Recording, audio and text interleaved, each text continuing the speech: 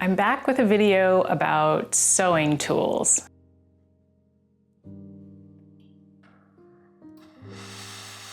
A little over a year ago, I recorded my first video about sewing tools, and I wanted to do a redo of that video for a handful of different reasons, but the main one is I have a few extra things that I wanted to be able to share with you that I found to be really helpful. I do want to caveat that these are sewing tools that I find helpful for garment sewing. I think that you can certainly use them across all sorts of different projects and types of projects, but when it comes to ease of sewing garments, these are the things that I think are actually worthwhile and are helpful to use. A common comment that I get after some of my sew along videos is that it looks really easy, or the videos make it look really easy, or it seems so simple. And I think that one of the things that helps with that is the tools, having the right tools available and on hand.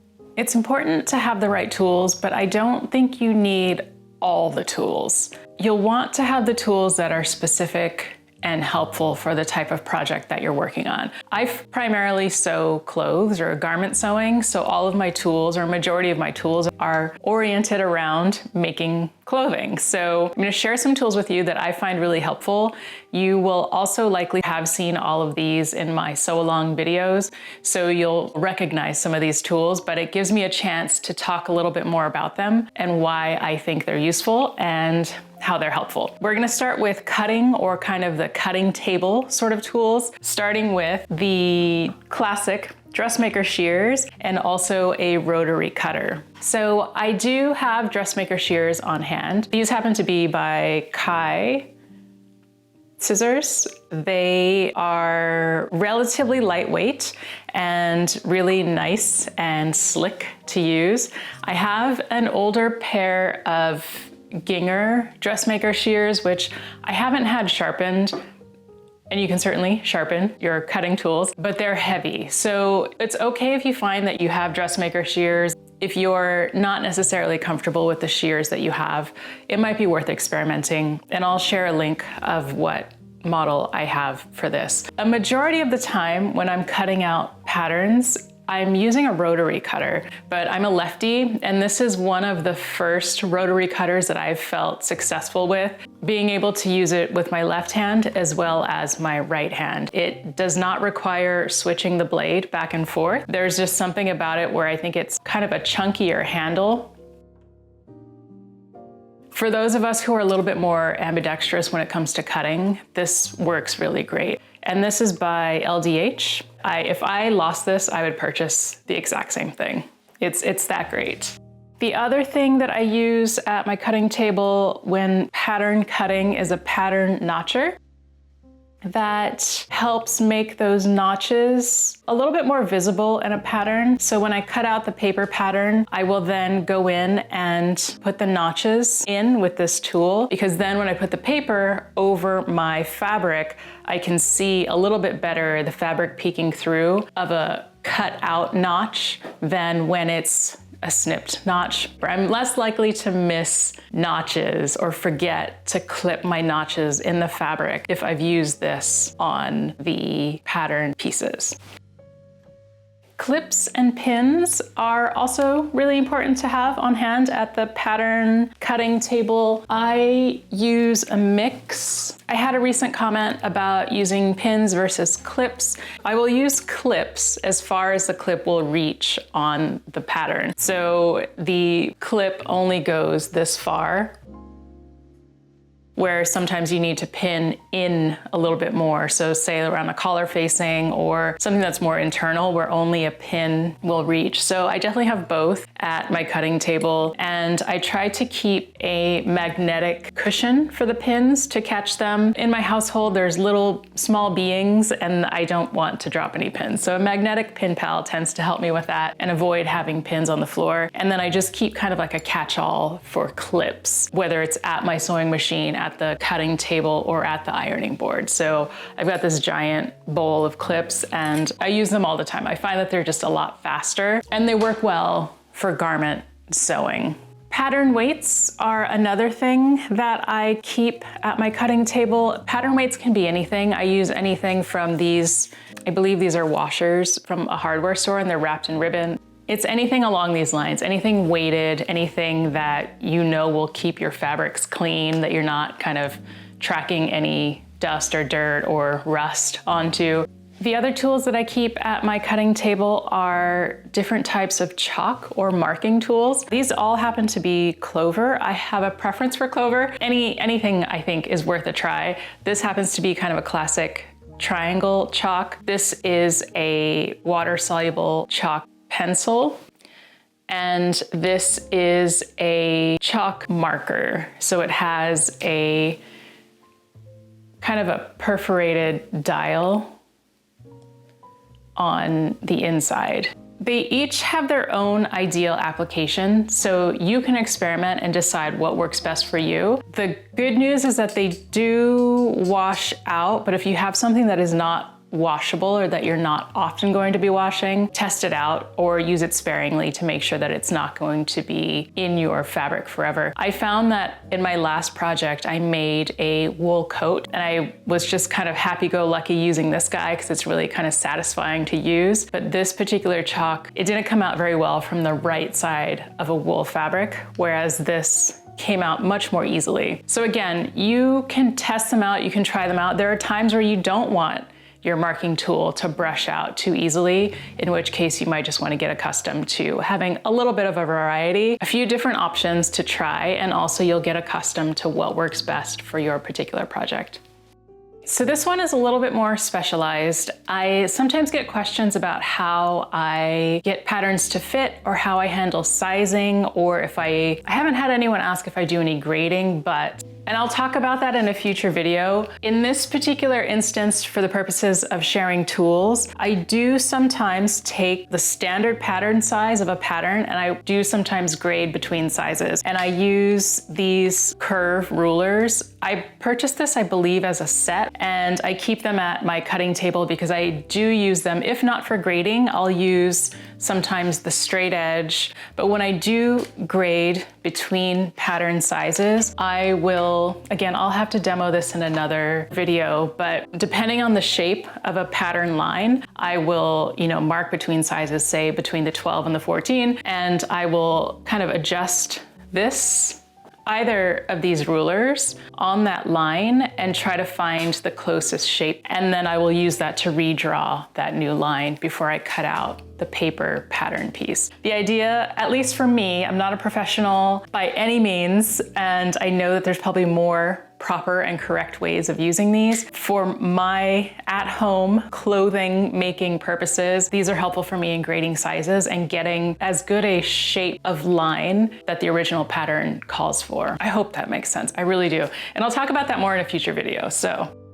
And then in that same line of thinking with rulers, I also keep this at my cutting table and use it quite often. I will mostly use it, because I'm using sewing patterns, I mostly use this as a straight edge. I do use it to line up grain lines that are marked on a pattern piece and against the grid on my cutting mat, and then checking underneath, since it's clear, checking underneath to make sure that lines are straight and that I'm cutting things at the correct position. I have a few of these. Back in the day, I've tried my hand at quilting a few times, so I have this in a few different sizes. This has worked out great. I think if I had to do it all again, say I lost all of these and I wanted to repurchase, I think I would just go with this size because it's so multi-purpose and I've used it as a longer straight edge for a handful of different things. So the other addition that I want to make to my sewing tools list that I haven't shared yet is using this bias making folder or bias folder, bias tool. It helps you make bias binding. That's what it is. This tool can help you make your own bias binding. I say bias binding, but I've had success with making non-bias binding. I tend to wing it. I wing a lot of stuff. So this helps me cut out kind of in a very rough sort of way, not on the bias, and I could still feed it through this guy and then press as I go. It's a helpful little tool. It kind of took a little while for me to get the hang of this, but this particular one is 25 millimeter. And I will be sure to include a clip I probably already did a clip of how this actually works, but it's super helpful. I think that it's much better than kind of folding it and measuring it, and it makes it a little bit easier. In my videos, I have my main cutting table that has a green cutting mat on it. That was a bit of an investment. So I would recommend that you get a cutting mat in any size that works for your space and is easy for you to use. For example, this kind of cutting mat, and you'll have seen in my other videos that I use a smaller one at my ironing board, and I use my ironing board as a work surface. I sometimes tuck in a smaller cutting mat and use that as a pinning surface. So a cutting mat is really helpful if you are able to invest in that for the type of space that you have. Okay, sewing tools that I find helpful when I'm sitting at the sewing machine. So a lot of things overlap. So again, when I'm at my sewing machine, I'm either using pins or I'm using clips. And the main thing that I want to share about the clips and the pins at the sewing machine is mainly the vessel with which to catch those guys. So I've already mentioned magnetic pin cushions, so this is a little bit of a duplicate, but I'll keep a magnetic pin cushion nearby the sewing machine, and I also keep a separate little pottery bowl that I can toss clips into as I'm sewing and I don't need the clips or I don't need the pins.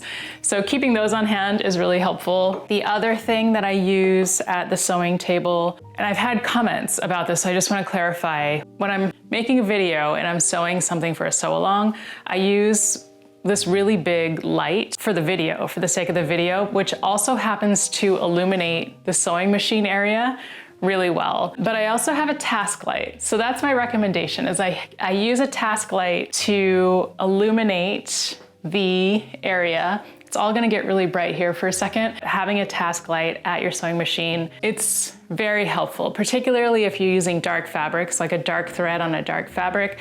You need a little bit more reflection in order to be able to see that. And if you can see, I'm able to kind of angle and adjust this and get it really close. And it's mounted to the table. I didn't always have a designated sewing table.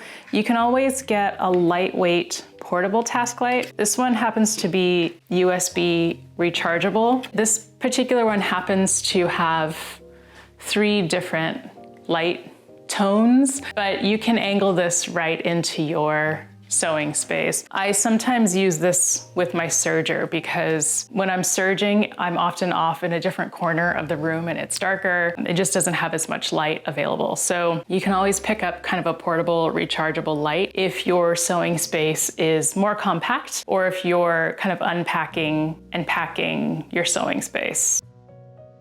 Another question that I get in my sew along videos is, what is that white thing that you're using? Or what is that thing that you're putting under the presser foot? This is a seam jumper. This is the one that happened to come with my sewing machine. Depending on your sewing machine, you might have noticed in the accessories that there was a little bit of a plastic thing, and maybe you weren't quite sure what to do with it. I had already had an idea that this would be in my sewing kit. This particular one is a stacked, it's on a kind of like a hinge, and it's stacked so that you can do different thicknesses depending on the thickness of a seam. Do a search for seam jumper, or they're called hump jumpers, or Gina Majig, I think, is a particular brand of this device. You can also, I keep this in a drawer nearby. You can also use a folded cardboard, something that gets the same idea across, like this is the seam jumper and this is folded cardboard, and you can maybe see a little bit how the same general rule and idea would apply. This would help give your presser foot some lift or help give it some traction. If you haven't tried a seam jumper or the idea of a seam jumper, when you get to the end of a thick seam or a pocket corner or something like that, these can come in really handy. Okay, I think it's probably very obvious, but I'm going to share it anyway. When you're at the sewing machine, you will make a mistake, and that's okay. It's all part of the process. And so having a seam ripper available is helpful. This brown one happens to be my favorite. Again, it's clover. Just something about clover just works really well for me. And if I had to replace any seam ripper, I would keep looking for this brown shaped one. It just works great. I think it's the shape of the base. And then I also keep on hand embroidery scissors, all kinds. So I received these fancy snippy ones from my mother-in-law. These are by Kai. I keep those right here, super close. And I also keep some backup. These are Ginger. I've had these since my school days, so these are also really quality. And in the same vein as cutting, I do use a buttonhole cutter to cut open my buttonholes. This is a buttonhole chisel. This particular one is by Clover. This cutting mat came with a different cutting set. I mean, you don't have to use this little guy. I keep this at my sewing table because I can just kind of tuck it underneath if I'm cutting buttonholes at this workstation. I mean, you can use anything. It's just a little bit extra something that I like to use. This one's 12 millimeter. I've never had a need in garment sewing to choose something bigger or wider, and it's also really satisfying. Oh, and speaking of that, before I use a buttonhole cutter, I will also make sure to use fray check. So I keep this fray check at my sewing table as well. You likely see this in my videos, and you likely see this in your local sewing supply aisle. It's definitely handy, and when I'm cutting a buttonhole, I will use it on the inside, just it kind of like drops out automatically. Let it dry. If I can wait overnight, I'll wait overnight, and then I will cut the buttonhole from the right side the next day when it's dried. And you can use this for other things as well. The thing that I want to share that I can't seem to stop using are classic, good old-fashioned seam gauges. I have these at my sewing machine station. I have them at my ironing board, work table station. I love these, whether it's Dritz or any other brand. This particular one is Wawak. This one happens to be really thick, although the metal clip on the inside sometimes pops out. I like these a lot. I use these all the time, and sometimes I'll use it to poke out a point, or if I'm sewing and it's something really finicky and I don't want to get my fingers too close to the needle, then I will use this as a tool to kind of help push things through. It's just all around such a great tool and device to have on hand. They often come free in sewing kits, and they could be kind of thin and flimsy, which is totally fine. I think you should still keep it. So super helpful to have at least a few of these. I have them in different places, and I'm always looking for it. So good old classic metal seam gauge. Okay, so the next category is ironing and pressing. Depending on where you are in your sewing journey, you may have heard that pressing is the most important and sometimes overlooked step when it comes to making clothes and having them look the way you probably want them to look. The first one I think is probably very obvious, but I will share it anyway. Having an iron. Having an ironing board that you like is important. So that was ironing board. Along the lines of ironing board, this was one of the first things that I purchased when I first started sewing clothes, and I have zero regrets. Zero regrets, and I would always want one. So this is a sleeve board here, and then it's also a chest ironing board. It's a really simple design, what this is. Like, I could see the wood, I could see kind of the utility tape, and there's some padding, and then it's just this cotton cover. But I use this so much. Partly because my ironing board is as wide as it is, because I use it as a table. It helps to have a more scaled down surface for pressing. And then I use this for sleeves 100% of the time. There's no time that I press sleeves without using this. In my mind, this is an essential. You can get a sleeve only board, but I figured that I would just give myself some good backup and get the kind that had the chest ironing board as well. Speaking of large and multi-purpose ironing surfaces, I talk about this a little bit more recently in a couple videos, but I know that I've used it for a while, but I finally want to mention it as one of the items on my list. This is a tailor's board, and it has a few different functions in its shape. The ones that I've used most of all are this large flat one as a tailor's clapper, and then also this edge as a pressing surface for, you know, say the inside of a collar or inside of a waistband. Before you turn them right side out, it's helpful to press them open first. It just gives you a really good finish. So I use this as a pressing surface all the time. It's relatively heavy. The only thing about this particular one, I don't know who it was manufactured by, but it's not the smoothest of surfaces, so I wouldn't put it on silk. It's something that you'll just want to keep in mind when you get it and you're like, this is actually kind of rough and I make silk gowns, then have a think. Have a think beforehand and just know what you're getting. You can also sand it down, I think. Following up on that, this is the tailor's clapper that I like to use. I believe it's occasionally on Amazon. I'll share a link, but anything that's along these lines, I think is going to be helpful. This particular one happens to have a little ruler and it has a pin cushion that I think is really cute, but it's not an essential part of having a clapper. If you get a tailor's clapper, it typically is just a wooden tool that's in this shape. And there are times where I let something cool down for just moments, and other times where I leave it in place for minutes, if not hours, if not overnight. So it's helpful. These are really helpful to have. And then another thing that I found is that it's helpful as kind of like a third hand. So if you are kind of turning something over into position and you need both hands available, you can use this to hold it down. So it's multi-purpose. Great multi-purpose tool. Also, not specific to pressing, but the stage right before pressing and turning things out. My point turner is a bone folder. This is just really nice and really helpful to have on hand at the ironing table before you turn stuff out and poke it through. So it's not just the point, but also the rounded edge can be really effective for turning collars or waistbands or hems out into a nice crisp edge. I use a pressing ham. So when you're pressing over darts or curves or rounded edges, having something on a pressing ham is helpful. I've purchased this. This is a Dritz product and I haven't had any issues and it's super functional. I use this all the time. So I would recommend if you were on the fence about this, but you're getting into garment sewing, it's worthwhile to have this as a tool. I've used it for collars, darts, that sort of thing. Two more pressing tools that I want to share. This one is the Clover Hot Hemmer. It is a fabric type ruler that's flexible, as you can see, but it's a ironing safe surface. So you can fold your fabric up and over onto these markings and then safely press directly onto this. I find that this is really helpful for hems.